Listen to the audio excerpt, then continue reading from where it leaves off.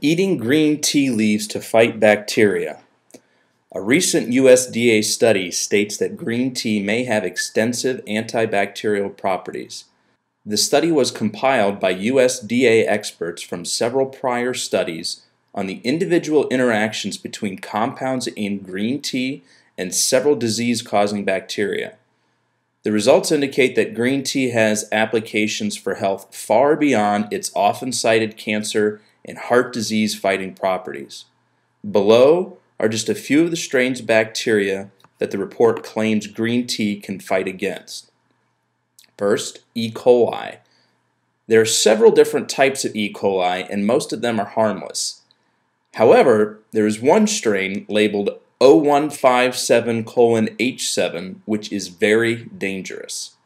Several different studies were cited in the USDA report mentioned above to show that green tea may be able to fight against this dangerous bacteria. The report maintains that the results are not entirely conclusive.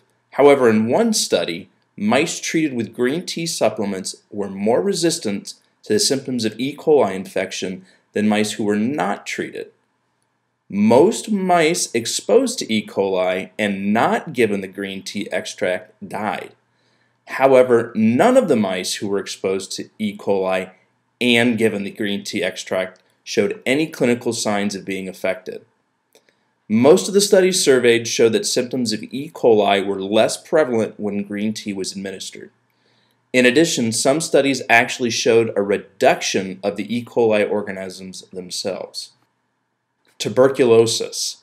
Tuberculosis is caused by a bacteria called Mycobacterium tuberculosis. And in another study cited by the USDA report, the growth of this bacteria was inhibited by green tea. This seems to suggest that green tea consumption may have a hand to play in preventing tuberculosis infection. Next is pneumonia. This disorder is often caused by a microorganism called Mycoplasma pneumonia.